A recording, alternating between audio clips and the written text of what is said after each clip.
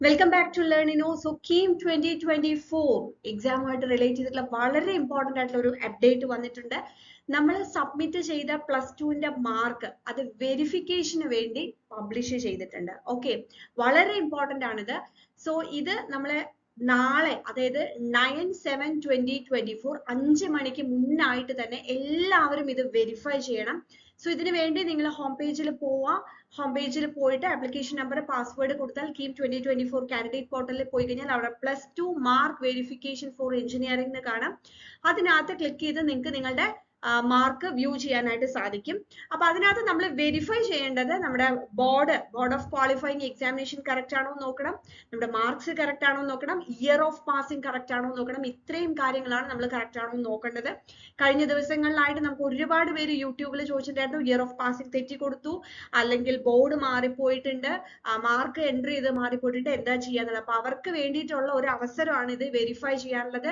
ഇനി എന്തെങ്കിലും ചേഞ്ചസ് ഉണ്ടെങ്കിൽ നിങ്ങൾക്ക് മാറ്റാനുള്ള ഒരു ചാൻസ് കൂടി ഉണ്ട്. അപ്പൊ ഞാൻ അതിന്റെ കൂടുതൽ ഡീറ്റെയിൽസ് പറയാം. ഓക്കെ, ഇപ്പൊ നമ്മൾ എല്ലാ ഡീറ്റെയിൽസും ചെക്ക് ചെയ്തു, എല്ലാം കറക്റ്റ് ആണെന്നുണ്ടെങ്കിൽ നമ്മൾ നോ ചേഞ്ച് എന്നുള്ള ബട്ടണിൽ ക്ലിക്ക് ചെയ്യുക.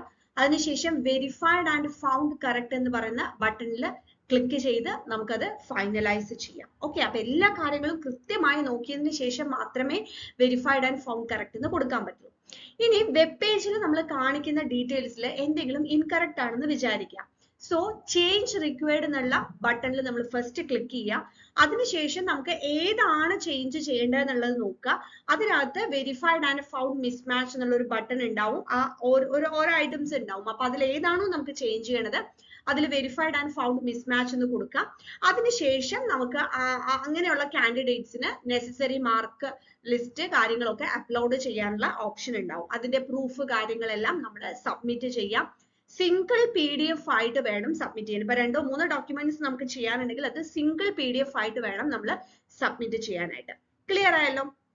ഇനി നേരത്തെ മാർക്ക് സബ്മിറ്റ് ചെയ്ത സമയത്ത് അവിടെ നമ്മൾ മാർക്ക് എഡിറ്റ് ചെയ്യുകയോ എൻ്റർ ചെയ്യുകയോ ഒക്കെ ചെയ്തവരോട് നമ്മൾ അതിന്റെ റിക്വയർഡ് ആയിട്ടുള്ള ഡോക്യുമെന്റ്സ് അപ്ലോഡ് ചെയ്യാൻ പറഞ്ഞിട്ടുണ്ടായിരുന്നു. അപ്പൊ അങ്ങനെ അത് കൃത്യമായിട്ട് അപ്ലോഡ് ചെയ്യാത്തവരോ അല്ലെങ്കിൽ ഡിഫക്റ്റീവ് മാർക്ക് ലിസ്റ്റ് അപ്ലോഡ് ചെയ്തവരുടെയോ ഒരു പക്ഷേ ഈ വെബ് പേജിൽ ആ മാർക്ക് വരുന്നുണ്ടാവില്ല. അപ്പൊ അങ്ങനെയുള്ളവര് എന്താണ് ചെയ്യേണ്ടതെന്ന് വെച്ച് കഴിഞ്ഞാല് കൃത്യമായിട്ട് mark list without defect correct ആയിട്ടുള്ള ഡോക്യുമെന്റ്സ് അതിനകത്ത് എൻ്റർ ചെയ്യുക. അവൈലബിൾ ആയിട്ടുള്ള കാര്യങ്ങളൊക്കെ എൻ്റർ ചെയ്യുക. ആ ഒരു ഇതിനെ ബേസ് ചെയ്തുകൊണ്ടായിരിക്കും മാർക്ക് ലിസ്റ്റ് പ്രിപ്പയർ ചെയ്യുക. എന്താണെങ്കിലും പ്രത്യേകം ശ്രദ്ധിക്കുക, 9/7/2024 5 PM അതിനുള്ളിൽ നിങ്ങൾ ഇത് ചെയ്തിരിക്കണം. ഓക്കെ, കറക്റ്റ് ആയിട്ട് കൊടുത്തവരാണെങ്കിലും അവർ വെരിഫൈഡ് ആൻഡ് ഫൗണ്ട് കറക്റ്റ് എന്ന് കൊടുക്കണം. സോ ശ്രദ്ധിക്കുക, നാളെ വൈകുന്നേരത്തേക്ക് ഇത് മാറ്റി വെക്കരുത്, അതിന് മുന്നേ തന്നെ ചെയ്യുക. ഇതിന് അനുസരിച്ചിട്ടായിരിക്കും നമ്മുടെ റാങ്ക് ലിസ്റ്റ് വരിക. Okay, thank you.